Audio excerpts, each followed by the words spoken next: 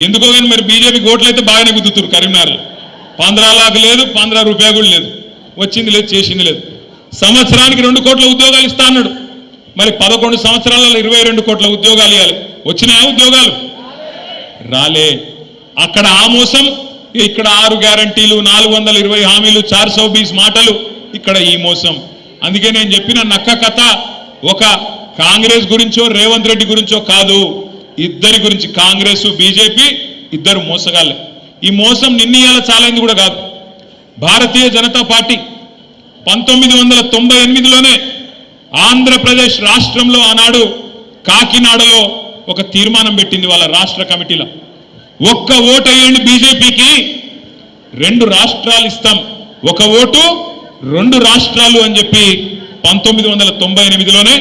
కాకినాడలో తీర్మానం చేసింది మరి ఇచ్చిండ్రా తెలంగాణ 98 తర్వాత ఇచ్చిర్రా అయింది ఇయలే కాకినాడ తీర్మానం కాకెత్తుకపోయింది బీజేపీ ఆ రోజు మోసం చేసింది ఇక కాంగ్రెస్ మోసం అయితే చెప్పే అవసరమే లేదు మొదటి నుంచి మోసం చేసుకుంటూ వచ్చిన పార్టీ తెలంగాణకు కాంగ్రెస్ పార్టీ మనందరం గుర్తుపెట్టుకోవాల్సింది ఒకటి ఇవాళ మనం ఉన్న ఒక ప్రత్యేకమైన పరిస్థితుల్లో 24 ఏళ్ల నుండి 25వ సంవత్సరంలో అడుగు పెడుతున్న ఈ సందర్భంలో రాష్ట్రంలో ఏ మూలకి పోయినా ఏ ఊరికి పోయినా ఏ గల్లికి పోయినా ఏ మనిషిని ఇట్లా కదిపినా ఒక్కటే మాట వినబడుతున్నది పోయి ఒక రైతును అడగండి ఏ ఊళ్ళోనైనా సరే అది మా గంభీరావుపేట మండలం నర్మాల కావచ్చు లేదా ఇక్కడ ఎల్కతుర్తి దాకా కావచ్చు లేదా అక్కడ పోతే మంతినిలో కాటారం దాకా కావచ్చు ఇంకొకడ కావచ్చు ఎక్కడ పోయి ఏ రైతును ఒక్కసారి ఇట్లా ఒక్క మాట మాట్లాడించినా గుడ్లకెళ్ళి నీళ్ళు వస్తున్నాయి బాధ మామూలు బాధ వ్యక్తం చేస్తలేరు ఏం చెప్తున్నారు కేసీఆర్ ఉన్నప్పుడే బాగుండే అన్నా కేసీఆర్ ఉన్నప్పుడే మంచిగుండే అన్యాయం అయిపోయింది బతుకు ఆగమైపోయిందని చెప్పి మాట్లాడుతున్నారు నేను చెప్పేది కరెక్టేనా కాదా ఒక్క రైతు కాదు ఎక్కడికక్కడ రాష్ట్ర వ్యాప్తంగా పంటలు ఎండిపోతుంటే రైతు బంధు పడక బాధ అవుతుంటే రుణమాఫీ కాక బ్యాంకుల చుట్టూ చెప్పులు అరిగేటట్టు తిరుగుతుంటే రైతులకు ఇవాళ ఎవరు గుర్తొస్తున్నారు కేసీఆర్ గుర్తొస్తున్నాడు కేసీఆర్ గారు కూడా చెప్పిండు కాంగ్రెస్ కు ఓటేస్తే రైతు బంధుకు రామ్ అవుతుందని చెప్పిండా లేదా మరి అయిందా లేదా 10,000 ఇస్తుండు కేసీఆర్ బిచ్చమేసినట్టు మేము 15,000 ఇస్తాం మేము ఇందిరమ్మ రాజ్యం తెస్తాం మనోళ్ళు మర్చిపోయింది ఇందిరమ్మ రాజ్యం అంటే ఏందో ఇందిరమ్మ రాజ్యం అంటే ఏంటిది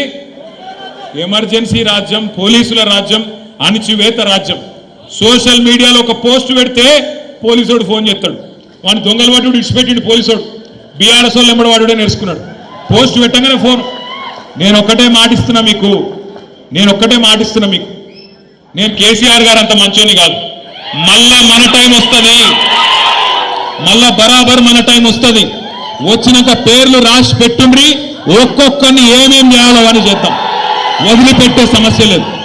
దబ్బన కొంతమంది అనుకుంటారు మేము రిటైర్ అవుతాం ఇంటికి పోతాం మమ్మల్ని ఏం బిక్తారు అనుకుంటున్నాము రిటైర్ అయి వేరే దేశానికి పోయినా రప్పించి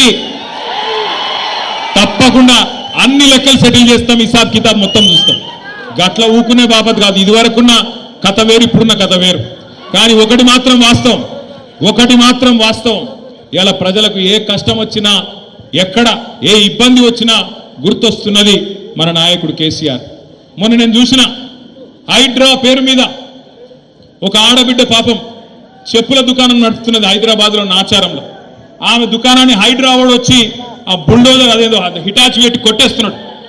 అది పెట్టి కొట్టేస్తుంటే ఆమె మొత్తుకుంటున్నది ఆడ నిలబడి అన్నా కేసీఆర్ అన్నా ఎక్కడున్నావు రా అని ఆయన చూసిరా లేదా మీరు అగో ఇలా రాష్ట్రంలో